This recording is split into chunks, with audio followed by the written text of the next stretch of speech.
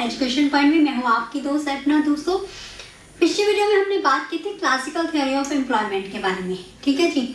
आज इस वीडियो में हम बात करेंगे केन्स थ्योरी ऑफ एम्प्लॉयमेंट के बारे में। ठीक है जी। केन्स की थ्योरी क्या कहती है एम्प्लॉयमेंट के ऊपर, तो आज हम उसके बारे में इसमें डिटेल में पढ़ेंगे। लेकिन उससे पहले हम क्लासिकल के बारे में जान लेते हैं। क्लासिकल में वो क्या कहता था कि जो कैपिटलिस्टिक इकोनॉमी है उसमें ज़्यादातर चांसेस एग्जिस्ट क्या करती है, फुल एम्प्लॉयमेंट एग्जिस्ट करती है, नॉर्मल फीचर है उसका। ठीक है जी। क्यों? क्योंकि उस केस में जो गवर्नमेंट है उसका कोई भी किसी भी इकोनॉमिक एक्टिविटी में इंटरफेरेंस नहीं होता है। तो उस केस में फुल एम्प्लॉयमेंट का केस ज़्यादा हो जाता है। अगर वहाँ पर अनएम्प्लॉयमेंट पाई भी जाती है तो वो थोड़े समय के लिए होती है। ठीक है जी। आगे बढ़कर वो दूर की जा सकती है। ठीक है जी। जो डेवलप्ड कंट्रीज है उसमें बड़ी ही जल्दी जो अनएम्प्लॉयमेंट है उसको दूर किया जा सकता है। ठीक है। ये सब हमने बातें कवर की थी क्लासिकल थ्योरी में। लेकिन केन्स थ्योरी क्या कहती है एम्प्लॉयमेंट के ऊपर, वो आज हम डिस्कस करेंगे। ठीक है। तो केन्स का क्या कहना है, केन्स की थ्योरी को जब हम समझेंगे तो उसमें एक बात को आपको ध्यान में रखना होगा कि केन्स की थ्योरी में सबसे मेन पॉइंट है इफेक्टिव डिमांड। ये सभी थ्योरी जो है ना केन्स की, वो डिपेंड करती है इफेक्टिव डिमांड पर। उसने सबसे ज़्यादा जो जोर दिया है, सबसे ज़्यादा जो फोकस किया है वो किया है डिमांड पर, यानी कि इफेक्टिव डिमांड पर। ये क्या होती है ये भी हम डिस्कस करेंगे। तो सबसे पहले हम बात करेंगे केन्स का क्या कहना था एम्प्लॉयमेंट के ऊपर। तो जो केन्स ने इस थ्योरी को डिफाइन किया है, ये किया था 1930 की जब महामंदी चल रही थी, जब वहाँ की जो हालत जो थी बहुत ही ख़राब हो चुकी थी देश की। तो उस टाइम पे उसने इस चीज़ को डिफाइन किया था, यानी कि केन्स ने अपनी थ्योरी को डिफाइन किया। कौन सी?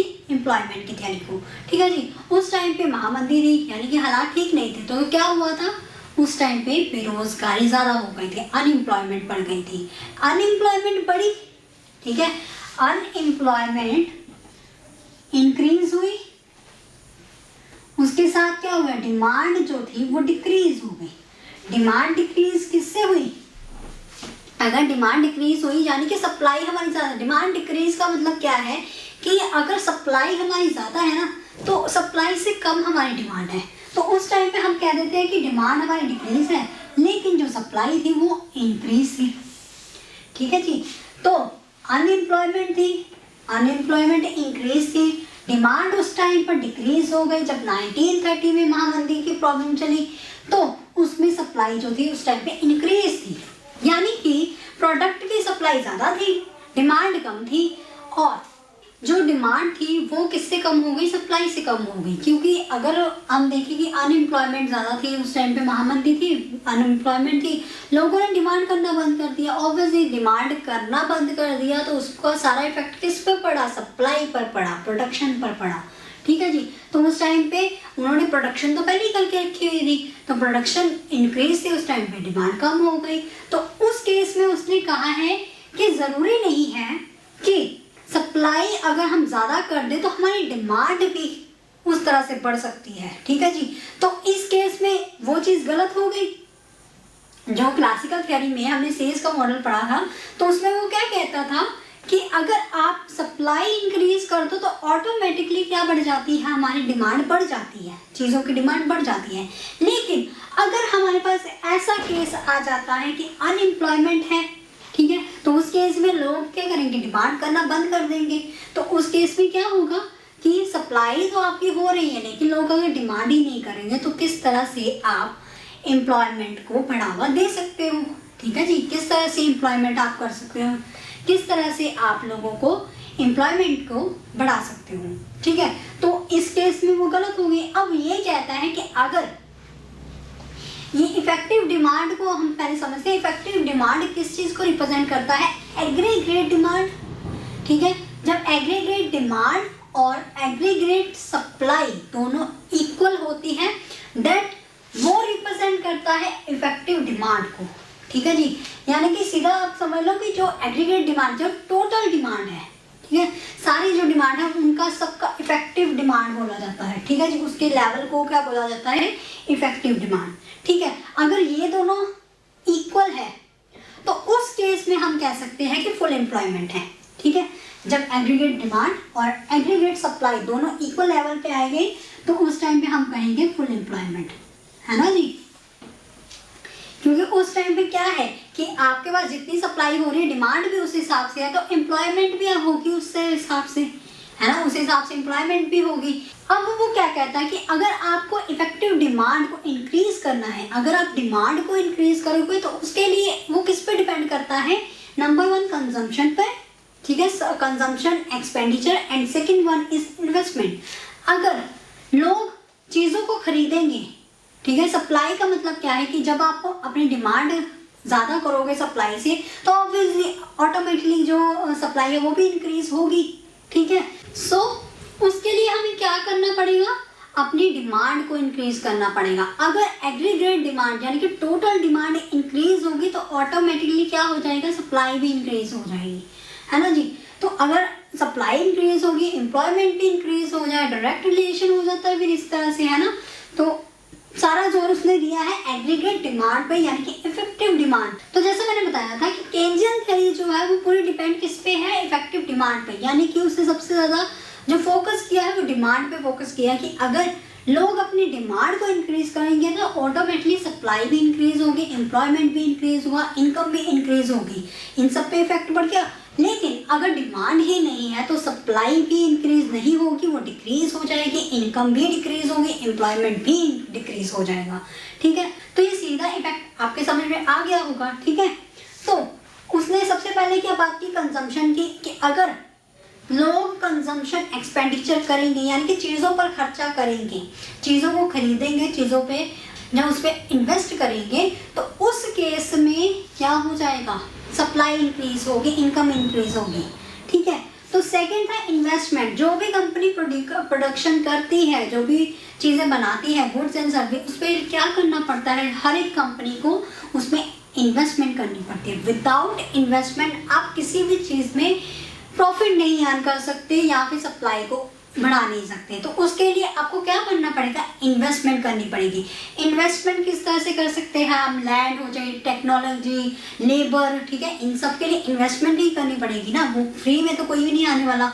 तो इस केस में क्या कहा उसने कि इन्वेस्टमेंट भी हमें करनी पड़ेगी। ये दो चीज़ों पे डिपेंड हो जाती है, उसके एग्रीगेट डिमांड को इंक्रीज करना है तो वो किस पे डिपेंड हो गया, कंजम्पशन एक्सपेंडिचर एंड इन्वेस्टमेंट पे।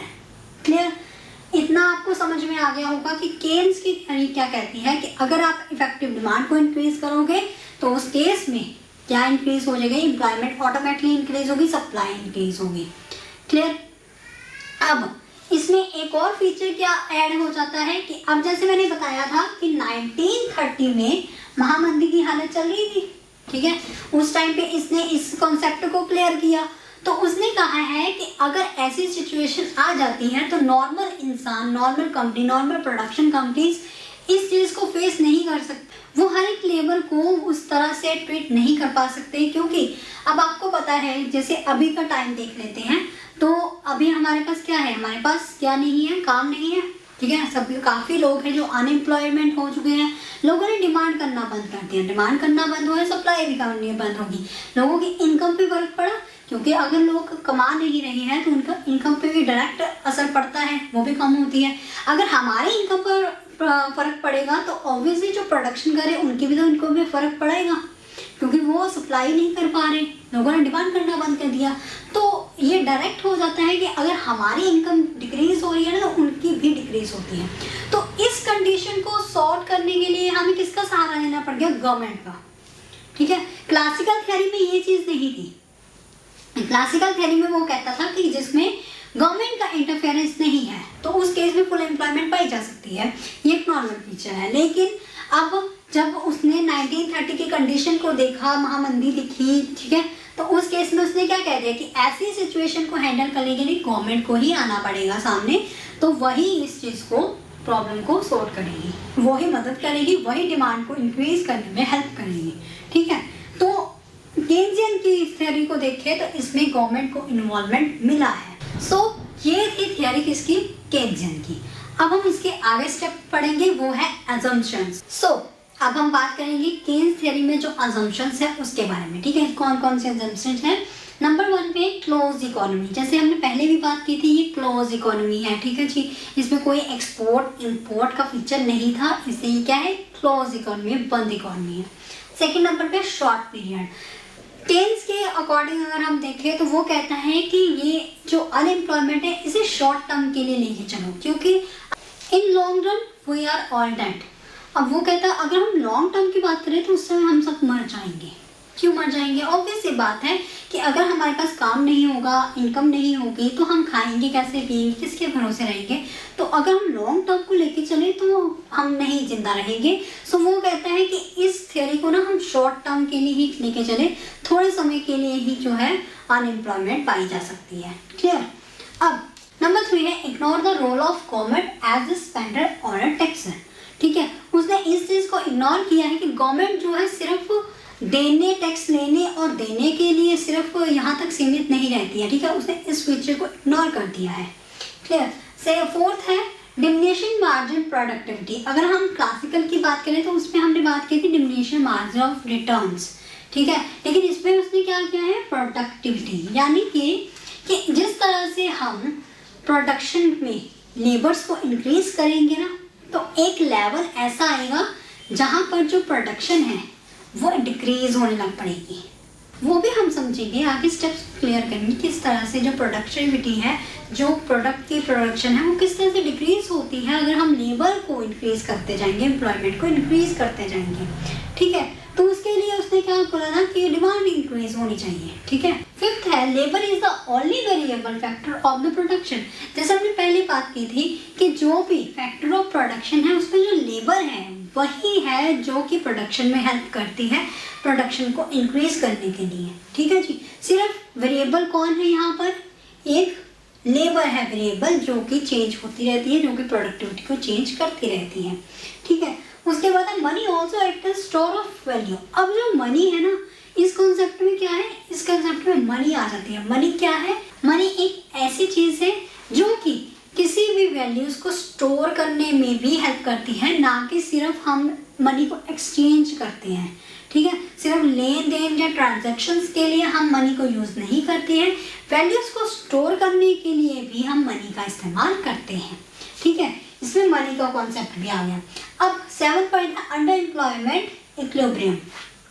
अब वो कहता है कि अगर हम फुल एम्प्लॉयमेंट का केस देखते हैं तो उस केसेस में भी अंडर एम्प्लॉयमेंट पाई जाती है, उसमें भी हम क्लियर करेंगे, आगे हम इसको भी क्लियर करेंगे। ठीक है, अभी आप सिर्फ इसके एजम्पशंस को देखिए। ठीक है, इन जो स्टेप्स आपको क्लियर नहीं है वो आगे हम बताएंगे आप कि किस तरह से अंडर एम्प्लॉयमेंट्स को इक्विलिब्रियम जो है वो इस चीज को रेगुलेट नहीं करता।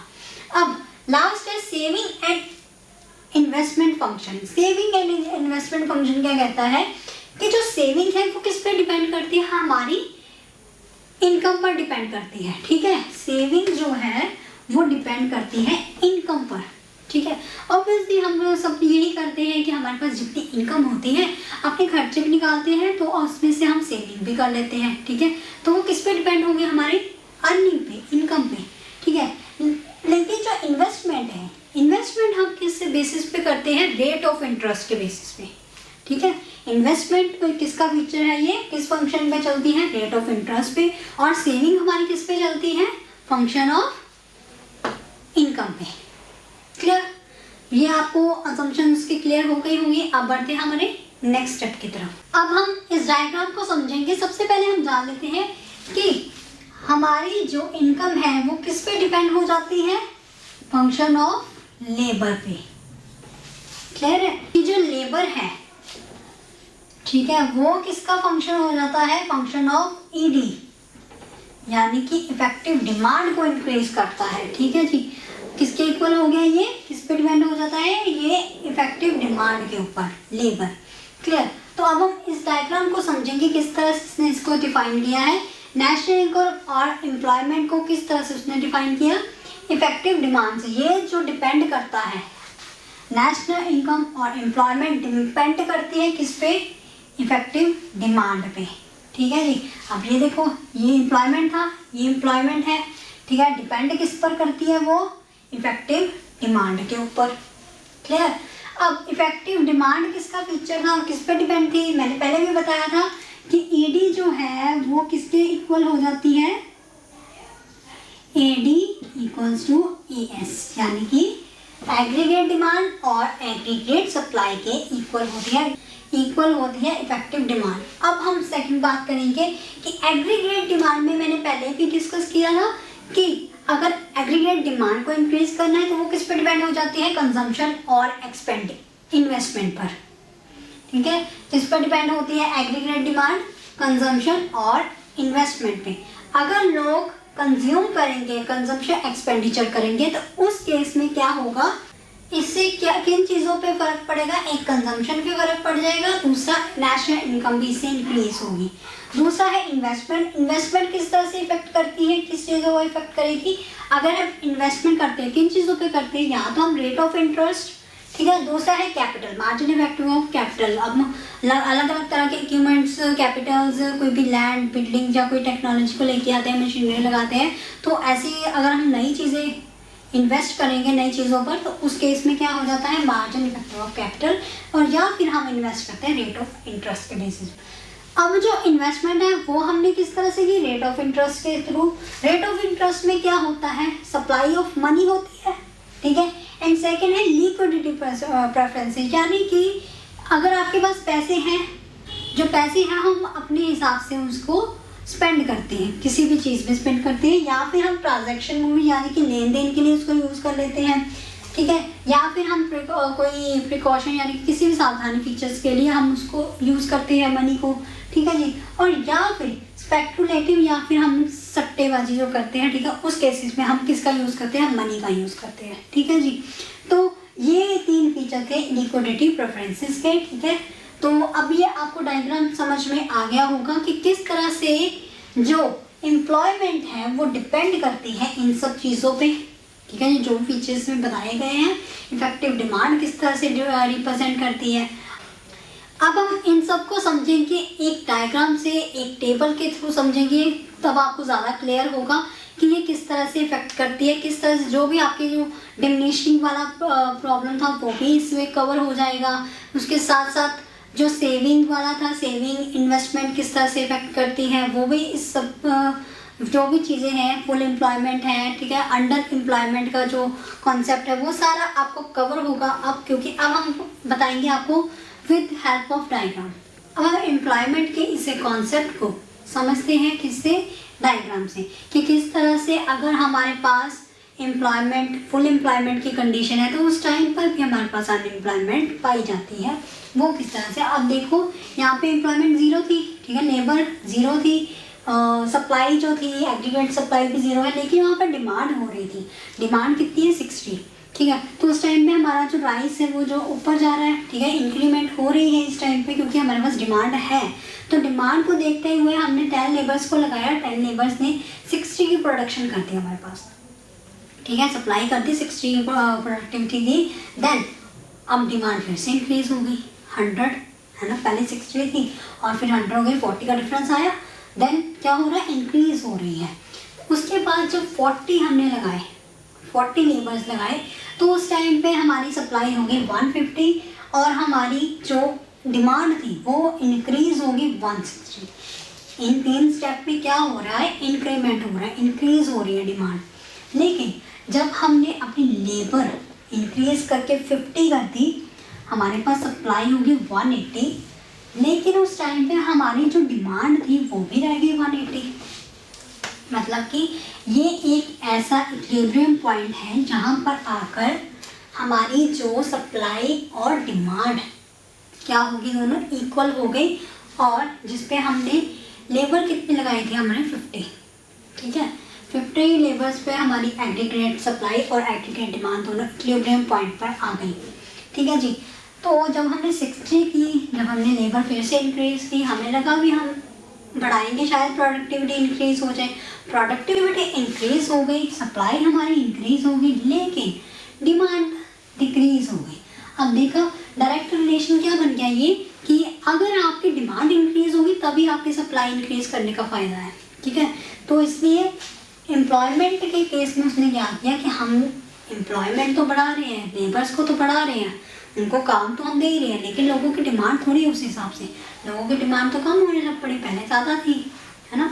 तो सारा जो खेल है किस पे चला जाता है, डिमांड पे, कि यहाँ पर डिमांड जो है उस टाइम पे डिक्रीज होने लग पड़ी, हमने अपनी लेबर भी बढ़ा दी, हमने अपनी सप्लाई भी इंक्रीज कर दी, लेकिन उस टाइम पे डिमांड डिक्रीज हो गई। अब हम इसे एक डायग्राम से समझेंगे। जब हमारी इंक्रीमेंट हो रही थी, यानी कि 40 पे हमारी इंक्रीमेंट कितनी हुई, 160, ठीक है, 40 पे हमारी इंक्रीमेंट हुई 160, यानी कि उस टाइम पे हमारा जो इंक्रीज हो रहा था।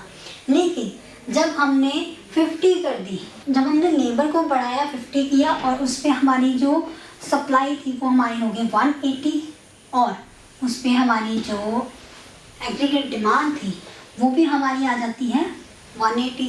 तो इस टाइम पे इक्विलिब्रियम कहाँ पे बन जाता है हमारा, ये रहा ये पॉइंट, ठीक है। तो यहाँ पे आके इक्वल हो गया, यहाँ पे हमारे पास एग्रीगेट सप्लाई और एग्रीगेट डिमांड दोनों ही इक्वल आ गई। लेकिन जब हम 60 की बात करते हैं, 60 हमने लेबर लगा ली है, तो उस टाइम पे हमारे पास प्रोडक्शन जो सप्लाई है वो हो गई है 210, लेकिन हमारी जो एग्रीगेट डिमांड है वो क्या हो गई, वो घटनी शुरू हो गई, क्योंकि डिमांड थोड़ी इंक्रीज हो रही है, डिमांड तो डिक्रीजिंग ऑर्डर में जा रही है।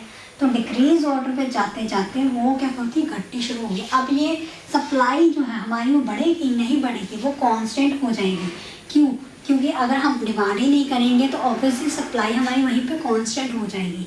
ना ही हम लेबर्स को इंक्रीज़ कर रहे हैं, ना ही हम सप्लाई इंक्रीज़ कर सकते हैं, क्योंकि इस टाइम पे आकर अगर डिमांड ही नहीं है तो वो क्या हो जाएगी, कांस्टेंट हो जाएगी, ठीक है। तो इस तरह से हमने इस डायग्राम को इसके ग्राफ से आपको रिप्रेजेंट करके बताया कि किस तरह से जो डिमांड है वो इफेक्ट करती है सप्लाई को, ठीक है। अगर आपकी डिमांड इंक्रीज होगी तब आप कह सकते हो कि आप सप्लाई को इंक्रीज कर सकते हो, तभी अगर सप्लाई इंक्रीज होगी तो ऑटोमेटिकली क्या हो जाएगी, लेबर भी इंक्रीज होगी, ठीक है। क्योंकि हमने देखा है जिस तरह से लेबर लगा रहा था वैसे वैसे सप्लाई बढ़ रही थी, लेकिन डिमांड इंक्रीज हो गई। लेकिन अगर तो केन्स की थ्योरी यही कहती है कि अगर आप डिमांड को इंक्रीज करते हो तो सप्लाई भी इंक्रीज होती है, एम्प्लॉयमेंट भी इंक्रीज होता है। अब हम समझेंगे अंडर एम्प्लॉयमेंट क्या होती है, फुल एम्प्लॉयमेंट क्या होती है, और ओवर एम्प्लॉयमेंट का केस कौन सा होता है। सो अगर हम डिमांड को इंक्रीज करते हैं तो उस केस में हमारी लेबर जो है एम्प्लॉयमेंट है वो भी इंक्रीज होती है, ठीक है। हमारे जो खर्चे हैं एक्सपेंडिचर है वो भी इंक्रीज होती है, हमारी इनकम भी इंक्रीज होती है।